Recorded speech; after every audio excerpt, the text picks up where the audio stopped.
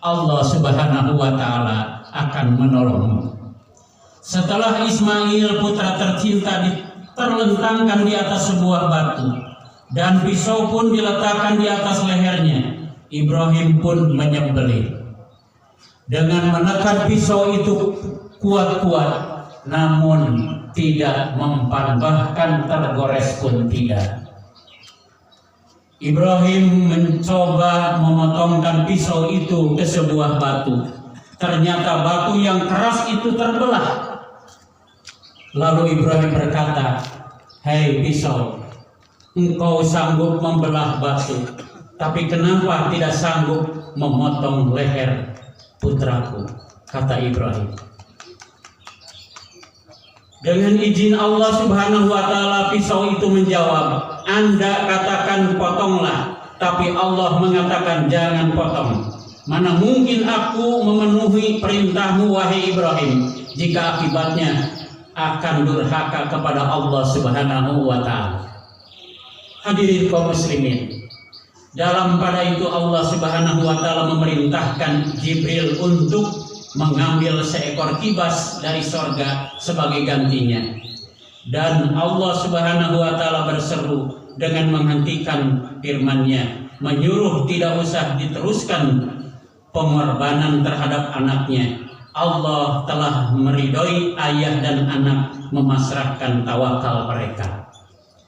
Hadirin kaum muslimin, sidang Id yang dimuliakan Allah, sebagai imbalan keikhlasan mereka, Allah Subhanahu wa Ta'ala mencukupkan dengan penyembelihan seekor kambing sebagai korban, sebagaimana diterangkan dalam Al-Quran surat As-Saffat ayat 107 sampai 110. Allah berfirman, "A'udzubillahi minasyaitonirrajim. Bismillahirrahmanirrahim.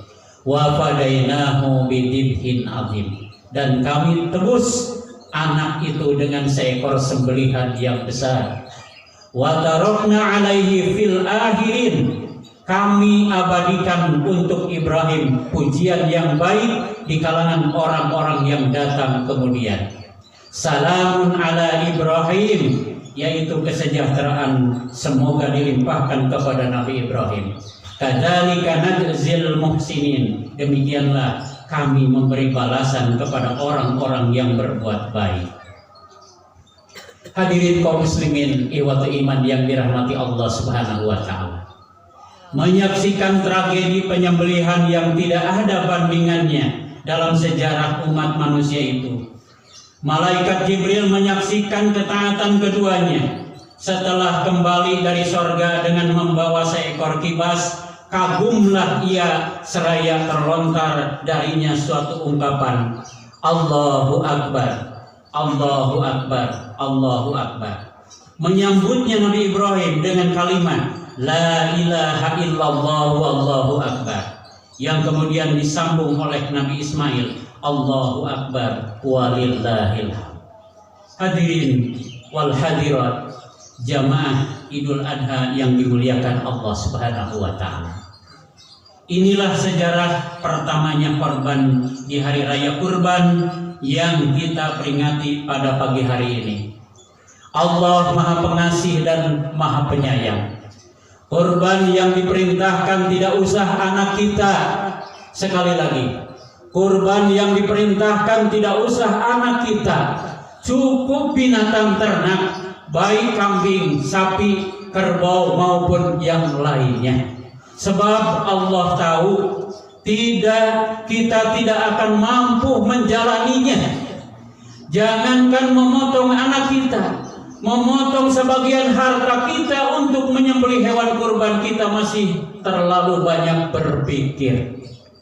Memotong 2,5% harta kita untuk zakat, kita masih merasa berat menunaikannya. Memotong sedikit waktu kita untuk sholat 5 waktu, kita masih keberatan dan sering melalaikan. Menunda sebentar waktu makan kita untuk berpuasa, kita tak mampu melaksanakannya dan sebagainya.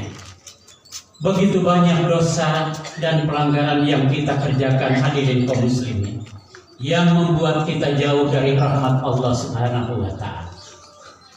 Bahagialah yang menyisihkan sejenak waktu untuk beribadah, untuk bertakarub kepada Allah Subhanahu wa taala, baik ibadah yang wajib maupun ibadah yang sunnah. Allahu akbar, Allahu akbar, Allahu akbar walillahil hamd. Hadirin jamaah Idul Adha yang dimuliakan Allah. Hikmah yang dapat diambil dari pelaksanaan sholat Idul Adha ini adalah bahwa hakikat manusia adalah sama, yang membedakan hanyalah takwanya.